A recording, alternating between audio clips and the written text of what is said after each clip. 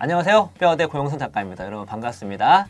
자, 오늘은 50대 사건으로 보는 돈의 역사 이슈 따라잡기 시간이고요.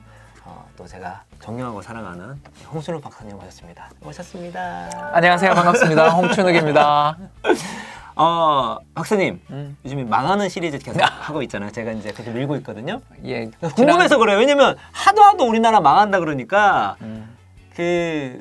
그전에는 올해 뭐 금융 위기가 온다. 또 한쪽에서는 중국이 무너져서 우리가 무너질 것이다. 그 다음에 또 나온 게 뭐냐면 지금은 그런 얘기가 좀 들어가야 될 텐데 아직도 지금 인기 나와요.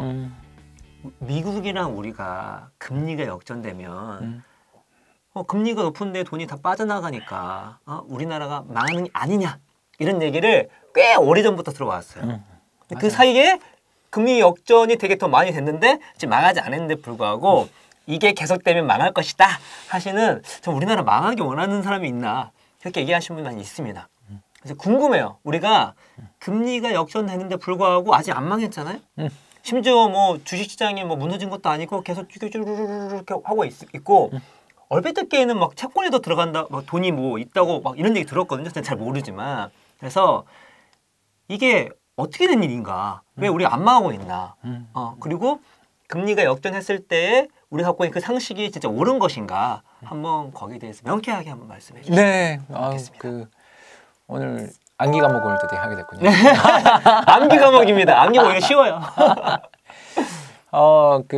고정환율 제도 때는 금리 차가 벌어지면 큰일 납니다. 고정환율 제도 때는 금리 차이가 벌어지면 고생합니다. 그게 가장 대표적인 게 1997년 한국 외환위기입니다. 97년 초에 무슨 일이 있었는지 아무도 이야기 안 하는데 그때 미국의 연준 의장, 연방준비제도 이사회 의장이었던 그린스펀 할아버지가 미국의 정책금리를 인상했었습니다. 근데 그때 우리나라는 정부가 경기부양 정책을 쓰느라고 돈을 풀어서 회사채 금리를 그때 16% 있던 금리를 12%까지 떨어뜨리는 중이었습니다. 물론 뭐 미국보다 금리는 높았을지 모르지만 금리의 방향이 반대로 가고 있었던 거죠. 그래서 다른 나라, 특히 기축통화국가인 미국 중앙은행이 금리를 인상할 때 그 나라와 고정환율 제도, 환율이 일정해진 거죠. 그러니까 여기서 여기는 움직이지 마! 이렇게 정부가 개입하는 환율이 고정환율 제도입니다. 이런 고정환율 제도를 펼치고 있을 때 기축통화국가인 미국 또는 뭐 예전에 기축통화국가인 영국의 파운드 가치를 높이는 금리 인상 등의 조치가 있을 때 주변국 나라가 어려움을 겪어요. 그 가장 대표적인 사례가 1997년 한국과 동남아시아의 외환위기가 되겠고요. 또 조금 뭐 최근으로 굳이 이야기를 좀 돌려보자면 2018년에 미 연준이 금리를 인상하는 가운데 터키 금융위기 발생했던 거 보셨잖아요. 네, 맞습니다. 그런 것처럼 신흥국들이 이런 미국의 금리 인상 국면에 어려움을 겪는 가능성이 높고 그러면 어려움을 겪을 때는 중앙은행들, 뭐 터키 중앙은행이든 예전 우리나라 한국은행도 금리를 올리는 게 맞는 방향이죠. 그러나 변동환율 제도일 때는 좀 이야기가 다르다라는 거. 지금 변동환율 제도에 있죠. 그렇습니다. 1997년 말 외환위기를 우리가 이제 겪은 다음에 IMF나 뭐 그쪽 월드뱅크에서 우리가 구제금융 받았잖아요. 구제금융을 받는 과정에서 금융시장을 개방하고 금융시장을 개방하는 과정에서 환율 제도도 시장에서 환율이 결정되는, 다시 말씀드려서 정부가 고시하는 환율 제도에서 정부에서 그런 거 고시 필요 없고요. 시장의 참가자들이 알아서 환율을 결정하는, 마치 공급에 의해서? 주식시장처럼 됐다. 주식시장처럼, 간단합니다. 주식을 사자. 많아요. 그럼 주가 올라가죠. 로켓처럼 올라가는 그런 주식을 꼭 투자하시길 바라고요. 아무튼 사자는 사이 많아요. 그럼 환율이 올라가고요. 팔자는 사이 많으면 환율이 떨어지겠죠. 여기서 사자와 팔자의 주체는 달러입니다. 왜? 기축통화국가인 달러를 기준으로 환율이 결정되니까.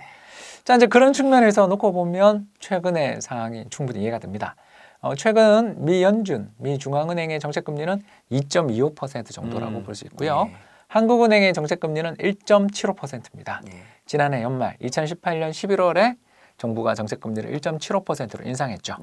자, 이 두 나라의 금리 차가 0.5% 정도 차이가 나는데 어떤 일이 벌어졌나? 지난해 그렇게 금리 차가 벌어졌음에도 불구하고 지난 한 해 동안 한국의 채권을 사겠다고 몰려든 외국인 투자자가 얼마였다? 계산을 얼마 전에 발표가 됐는데 274억 달러였다. 우리 돈 한 30조 정도. 억 원도 아니고 달러잖아요, 지금요. 예, 단위가? 그러니까 30조 원 정도가 됩니다. 270억 달러니까. 원래 역전되면 돈 빠져나가야 되는데 돈이 들어왔네? 예, 그 변동환율 제도라 그렇다는 거죠. 이걸 잘 이해를 못 하시는 분들이 많으셔서 이게 이제 저희들이 답답한데. 예. 근데 그게 답답한 되게 모릅니다. 이거 설명 많이 해주셔야 돼요. 왜냐면 네. 저도 마찬가지 일반 대중분들은 그렇게 막 경제에 대해서 막 공부하는 게 쉽지가 않으니까 또 그런 메커니즘에 대해 이해가 별로 없기 때문에 오늘 말씀해 주신 우리가 오늘 암기 과목입니다. 딱 우리 암기하는 시간을 가졌으면 좋겠습니다. 예. 예, 그래서 아까 했던 이야기로 다시 돌아가자면 고정환율 제도일 때 네. 미국이 금리 인상하면 우리도 따라 올리는 게 이게 맞다. 건강합니다. 네. 마음이 편합니다. 고정환율제 때는 뭐 이렇게 따라 안 가면 큰일 난다. 그게 바로 이제 중국 경제가 최근에 겪고 있는 고통이 이거죠. 음. 미 연준의 정책 금리는 2.25%인데 중국 은행 예금 금리가 얼마인지 아세요? 모르겠습니다. 1.5%예요. 저 그러면 어떻게 되겠어요? 환율이 정부가 고시하면서 1년에 몇 원 안 움직이잖아요. 예. 그죠? 달러에 대한 위안 환율이 보면 많이 올라가야 6.9, 적게 떨어져도 뭐 6.5, 6.4 사이에서 지난 1년을 움직여요. 환율이 굉장히 안정적이죠. 우리나라처럼 뭐 그렇죠. 50원, 150원 그래프 움직여. 보면은 되게 안정적이더라고요. 그래서 그런 중국 같은 나라들은 사실상의 어떤 고정환율 제도, 말은 이제 관리 변동 환율 제도라 그러는데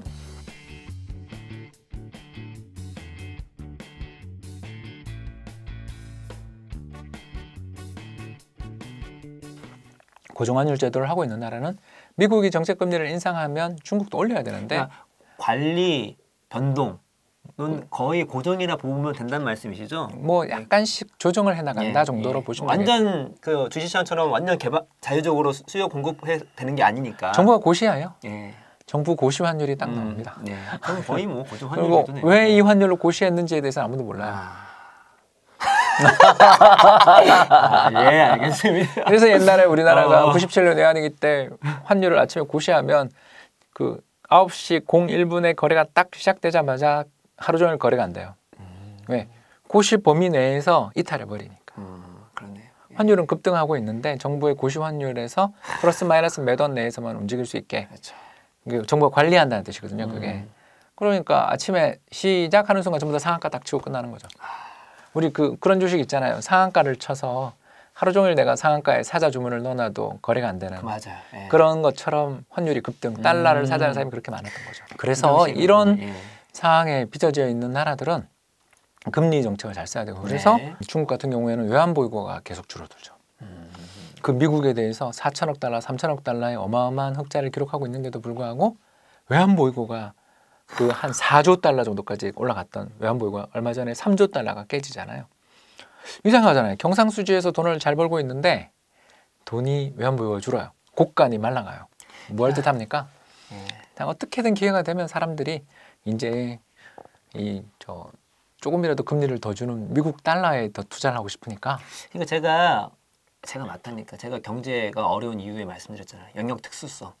이게 뭐 하나 외워서는 안 돼. 뭐 중국 다르고 뭐 미국 우리나라 다르고 물론 그 근본을 이해하면 좀 이해할 수 있지만 그게 쉽지는 않잖아요. 왜냐면 겉에 보면은 똑같은 상황 같은데 현상이 반대로 막 일어나니까. 그렇죠. 제도에 예. 따라서 많이 그래서 달라집니다. 우리 공부를 열심히 해야 됩니다. 예, 말씀해 주십시오. 네. 고 작가 이야기를 이어서 예. 좀 더 설명을 드리자면 그래서 이제 고정환율 제도가 아닌 변동환율 제도일 때 투자자들이 고려해야 되는 게 금리 차만이 아니라는 걸 이제 아실 것 네, 같아요. 그렇죠. 첫 번째는 이 나라 환율이 어디로 갈지에 대한 예상이 제일 중요하겠죠. 그렇지 않습니까? 그래서 환율을 결정짓는 가장 중요한 힘은 어디냐 이렇게 생각해 보면 외국인 주식 투자자들이잖아요. 왜 그러냐면 외국인 주식 투자자들은 채권 투자자들은 금리 수준 맞추면 대략 투자를 하는 게 예상이 좀 되잖아요. 네. 근데 외국인 주식 투자자들은 뭐 예를 들어서 2018년 한 해에는 7조 원 넘게 팔다가 2019년 4월까지는 또 7조 원 넘게 사잖아요. 이 사람들이 왜 팔다가 사는지 아세요? 몰라요. 그거 알면 우리 돈 쉽게 벌 수 있잖아요. 외국인 그렇죠. 사는 종목 정해져 있습니다. 네. 그렇지 않습니까? 우리 시청자분들 다 아시잖아요. 외국인들 잘 뒤만 따라다니면 주식에서 돈 벌 수 있다는 거 다 알면서도 왜 못 버냐? 외국인이 오늘 살지 팔지 아무도 모르거든요. 아무도 몰라. 예, 그러니까 이게 첫 번째 문제가 되고요. 이제 두 번째 문제는 더 심각하고 중요한 문제인데 바로 각 국가의 디폴트 가능성입니다. 이게 오늘의 이야기의 가장 핵심이 되겠는데요. 각 국가의 망할 가능성? 그렇습니다. 아까 이야기했지만 터키에서 사람들이 왜 그렇게 갑자기 빠져나갔을까요? 1달러에 대해서 뭐 예를 들어서 3리라, 4리라에 거래되던 게 작년에 한때 7리라 가던 거 맞잖아요. 환율이 50%, 100% 오릅니다. 환율이 왜 그렇게 오르냐? 이 나라 디폴트 나서 외채 상환 못할 거야. 리라화 들고 있으면 우리 큰일 나. 라는 공포가 빚어질 때 돈이 빠져나간다. 다시 말해서 이걸 우리는 이제 뭘로 이야기하냐면 가산금리. 가산금리. 예, 제 책의 일부 끝에 그렇죠. 팁으로 나와 있습니다. 이 가산금리가 상승하는 시기에는 이게 그 부실한 재무구조가 부실한 기업들이 파산할 리스크가 높아지고 재무구조가 파산한 기업 재무구조가 부실해서 파산하는 기업이 늘어난다라는 것은 다르게 이야기하면 경기가 좀 나빠진다라는 뜻이니까 수출 비중이 높은 그리고 체력이 약한 나라들일수록 외국으로부터 빌린 돈을 잘 갚지 못하는 거 아닌가라는 걱정을 하게 된다는 의구심이 들면서 그렇습니다. 그래서 외국인 채권 투자를 결정짓는 두 번째 요소, 아까 첫 번째는 환율의 변화 방향, 두 번째가 뭐다? 각국의 파산 리스크. 외워주세요. 오늘 암기 공부입니다. 그래서 우리나라 같은 나라는 세계에서 신용등급이 8번째에서 10번째 사이로 높은 나라입니다. 왜 그러냐면 이게 세계 3대 신용평가기관이 있거든요. 무디스, S&P 그리고 스탠다드 & 푸어스 같은 이런 다양한 그런 기업들이 이렇게 존재하기 때문에 이런 기업들이 신용평가를 해주는데 어떨 때 우리가 8등인 데도 있고 우리가 10등인 데도 있으니까 그냥 10위권 이 정도로 신용등급이 굉장히 높은 나라예요. 신용등급이 좀 높은 나라다, 우리나라가. 그런데 신용등급이 높은 나라임에도 불구하고 미국의 신용 가산금리가 상승하고 뭐 터키 가산금리가 상승하면 우리나라에서 외국인 채권 자금이 빠져나갑니다. 왜? 우리나라에 대해서 잘 몰라요. 왜냐하면 그냥 금리 보고 이 나라 건전한가 보고 그리고 환율 변화 방향성에 대해서 대충 알고 들었지. 사실 외국인 투자자들한테 다니면서 제가 예전에 모 기관에 있을 때 해외 컨퍼런스 가가지고요. 그냥 물어봤어요. 우리나라 대통령 누군지 아니? 아무도 몰라요. 근데 그걸 똑같아요. 미국 사람이 한국 사람한테 와가지고요. 자, 미국 대통령 이름이 누구야? 맞아요. 그럼 트럼프. 그래요. 근데 부통령은? 모르지. 마이클 펜스라고 하는 분인데 왜냐하면 얼마 전까지 트럼프 대통령 탄핵 리스크 있었던 거 기억나세요? 그럼 미국 대통령이 탄핵되면 재선거가 아니고요. 부통령이 승계해요. 맞습니다. 그래서 세계 최강대국 대통령이 될 수 있는 후보자 중에 하나인 트럼프 정부의 부통령 이름을 한국 사람 잘 몰라요. 그게 좀 저도 국내 언론에서는 당연히 뭐 이렇게 메인이 안 달아주고 있는데 해외에서는 그게 뭐 엄청난 이슈더라고요. 그게 뭐 조금 진정되고는 있지만 아무튼 엄청난 이슈였어요. 계속돼서 뭐 그 일면 장식하고 그런 경우가 많아가지고 그런 것처럼 우리가 이 다른 나라에 대해서 잘 몰라요. 그런 과정에서 크레딧 스프레드 상승하고 더 나가서 터키라든가 뭐 몇몇 나라가 어려워졌다라는 말이 들리면 펀드 매니저 위에 계시는 본부장님이 이야기하시는 거죠. 피터, 한국에 채권 사라는 거 괜찮아? 지금까지 수익이 나고 있는데 한국이 설마 망할까요? 됐고 일단 최근에 펀드에서 자금이 유출되고 있으니 수익이 났다면 좀 회수하는 거 어때? 예, 그렇게 하겠습니다. 지금 방금 제가 이야기했던 가상의 대화가 벌어지지 않는다는 보장이 없거든요. 실제 대화의 가능성이 높다는 말씀이잖아요. 그렇습니다. 그래서 이와 같은 채권 시장에서의 자금 흐름을 결정짓는 요인의 두 번째는 이제 알았죠. 크레딧 스프레드다. 그래서 미국의 신용가산금리, 회사채 신용가산금리 혹은 뭐 터키라든가 또 다른 나라들의 이 회사채뿐만 아니라 국채를 해외에서 발행하는 발행 금리가 미국 국채 대비 금리가 막 올라가는 이 나라 위험해. 이런 이야기가 번져 나갈 때는 채권 시장에서 자금 유출될 수도 있습니다. 이제 마지막 세 번째, 이것가 어려워요. 근데 그냥 외워만 주십시오. 지금 첫 번째 환율의 변화 방향에 대한 베팅이 존재했었고요. 두 번째가 디폴트 리스크, 망한. 그리고 이제 세 번째가 이제 선도 환율이 되겠습니다. 지금 현재 우리나라 환율이 1,100원이에요. 뭐 정확하게 몇 원입니다. 이렇게 말할 수는 없으니까 가정해요. 그래서 우리나라 외환시장에서 거래가 되고 있는 환율이 1,100원입니다. 1,100원. 현재 지금? 예, 현재. 그냥 가정하는 거예요. 가정으로. 가정하는데 1년 뒤에 달러를 살 수 있는 권리를 주는 환율이 1,000원이라고 가정을 한번 해보고. 그렇게 하면 뭐 이제 달러에 대해서 1년 뒤에 1,000원으로 달러를 살 수 있는 권한을 주는 거죠. 지금은 실제 거래되는 게 지금 가상을 하는 거죠. 달러를 살 때 1,100원이 필요한데 그렇죠. 1년 후면은 1,000원이면 달러를 살 수 있는 권한을 얻는다는 거죠. 그렇습니다. 그런 권리가 거래가 되고 있습니다. 실제로 그걸 바로 선도 환율이라고 선도 환율. 물론 이렇게까지 벌어져 있지는 않습니다만 이해하기 편하게 지금은 우리가. 자, 그래서 이제 제가 외국인입니다. 외국인 투자자입니다. 자, 1억 불을 가지고 왔습니다. 1억 불을 가지고 와가지고 딱 외환시장에 와서 우리나라 원화로 환전을 했습니다. 얼마죠? 1억 불이니까. 1억 불을 환전을 했어요? 그러면 얼마가 되죠? 우리 원화로? 그러면은 1,100억이 되겠죠. 그렇죠. 네, 1,100억인데 1,100억. 1년 뒤에 자기는 이 사람은 1년짜리 우리나라 통한증권 채권을 샀으니까 1,000억 주고 살 수 있다. 그렇죠. 그러면 100억이 100억 이익. 남죠. 근데 이게 미래에 대한 환율의 예측이 다르기 때문에 그렇습니다. 거죠. 예. 그리고 왜냐면 그게 없으면 무조건 사는데 사람마다 생각이 다른 거니까. 그렇습니다. 그래서 현물 환율 시장과 선도 환율 시장의 차이가 존재한다라는 건데 이걸 차이를 요 환율의 차이를 저희는 스왑 포인트. 스왑 포인트. 라고 이야기를 합니다. 여기서는 이제 100원인 거죠. 100원. 그러니까 예전에 이게 그 극단적일 땐 300원까지 벌어진 적도. 아 진짜요? 예, 그 외환 시장이라는 곳이 굉장히 무서운 곳입니다. 무섭네. 그러니까 달러를 가지고 싶은 사람이 많으면 이런 일들이 1년 뒤에 달러의 가치가 어떻게 변할 것인가에 대한 예상 또 더 나가서 시장의 수급에 따라서 이런 일이 벌어지는데 네. 요건 제가 지금 그냥 간단한 예를 드렸고요. 예. 실제로 지난해 말 기준으로 해서 우리나라 1년짜리 통한채 금리가 얼마냐 이렇게 금리를 한번 뭐 저희가 계산을 해보면 한 1.9% 정도 나왔다고 해요. 그런데 요 스왑 포인트 때문에 외국인 투자자가 우리나라 들어오면서 현물환을 사면서 그죠? 현물환을 팔면서 달러를 미리 사두는 거래를 하면서 발생하는 요 차이까지 때문에 계산을 해보면 우리나라에 투자를 하면 외국인 투자자들이 우리나라에서 그냥 얻을 수 있는 단순 평균 수익률이 4% 정도입니다.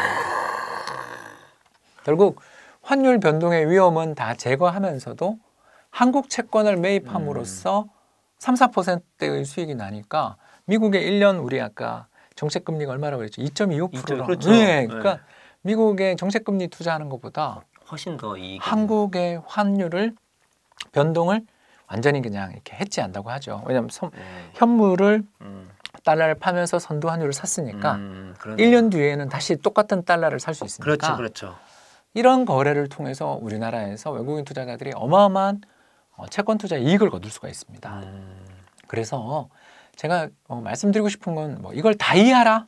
저는 좀 어려우실 거라고 생각해요. 네. 그러나 저도 막 머리가 터질 것 같아요. 예. 그런데 말씀을 드리고 싶은 것은 단순한 금리 차가 벌어졌다, 역전됐다라는 것만으로도 우리나라 채권 시장에서 외국인이 빠져나간다, 들어온다라는 식의 단순한 사고로는 복잡한 금융시장의 흐름을 이해할 수가 없다. 그러네요.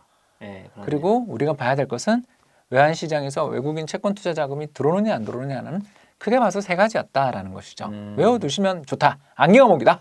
첫 번째 뭐였죠? 환율의 변화 방향에 대한 어떤 베팅. 예. 그죠? 두 번째가 뭐였습니까? 그 디포트 리스크. 그렇죠. 가상금리의 동향. 네. 그리고 세 번째가 선물환 시장과 현물환 시장에 있어서의 스왑 포인트의 변화 등이 복합적인 영향을 미치는 시장인데 이 복합성을 이해하지 못한 채 단순히 미국 금리가 한국보다 높아요라는 말을 하면서 선정적인 이야기를 하는 것은 저는 좀 동의하기가 어렵다. 저는 그냥 금리가 역전됐다 하더라도 스왑 포인트 여건에 따라 더 나아가 가상금리 동향에 따라 그리고 환율의 변화 방향에 대한 어떤 기대 등에 따라 투자자들의 변화 방향은 얼마든지 달라질 수 있다는 것을 그러니까 이렇게 변화무쌍하게 나올 수 있는 결과인데 그거 하나 금리 역전됐다고 나온다 이렇게 단순하게 말할 수가 없는 상황이라는 말씀인 거잖아요. 그렇습니다. 그래서 뭐 영원히 금리 차가 더 벌어져서 예를 들어서 뭐 미국 금리가 5%, 한국 금리 1%다 이러면 그 아까 이야기했던 것을 그렇죠. 억누를 정도의 힘을 발휘할 수도 있겠죠. 아니면 갑자기 우리나라가 예상치 못하게 그냥 뭐 아무튼 무슨 이유 때문이란지 그 기초 경제가 무너질 것이다.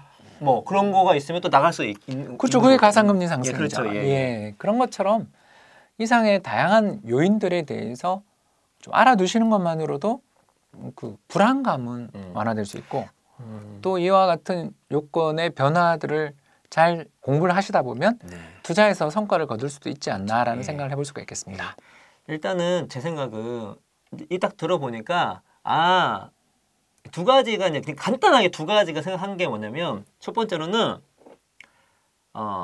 금리가 역전됐음에도 불구하고 현재 우리나라가 멀쩡한 이유를 이제 이해를 했고 왜 멀쩡한지 두 번째로 이 지금 현재 그 금융시장을 판단하거나 경제를 판단할 때 한 가지 뭐 두 가지 이런 걸로 그냥 단순하게 생각해서는 해답을 찾기가 힘들다. 그냥 금리 역전되니까 우리 자금 빠져나가고 우리나라의 해외 자금 빠져나가고 우리가 힘들 것이다 라는 단순한 발상으로는 현재 금융시장을 이해하기 힘들다 라는 것들에 대해서도 한번 생각해 보는 계기가 됐습니다. 그래서 앞으로 이런 경우가 나중에 이제 뭐 금리가 다시 또 우리나라가 더 높아질 수도 있고 다시 그러면 재역전 좋죠. 될 수가 있고 근데 우리가 역사가 중요한 게 나중에 시간 지나면 또 이걸 또 까먹거든요. 그래서 또 까먹어 뭐가 나오냐면 야, 우리 금리 역전되니 우리 망한다. 그러니까 그때 과거를 보고 현재를 보면서 우리 금리 역전됐을 때에도 이런 경우가 있었다. 이런 시나리오가 갖고 있는 상태에서 그러면 현재 우리가 어떠냐를 판단할 수가 있는 거잖아요. 그렇습니다. 그런 의미에서 우리가 돈의 역사를 아는 것이 되게 중요하다는 생각이 듭니다. 선생님 오늘 가운데 선물한 뭐 그건 좀 헷갈렸는데 큰 틀에서는 제가 완벽하게 이해를 했습니다. 여러분들 멋지십니다. 같이 이해하셨죠? 예. 자, 오늘은 금리 역전에 불구하고 우리나라가 망하지 않은 이유에 대해서 알아봤습니다. 다음 시간에는 더 알찬 내용으로 찾아뵙도록 하겠습니다. 여러분 감사합니다.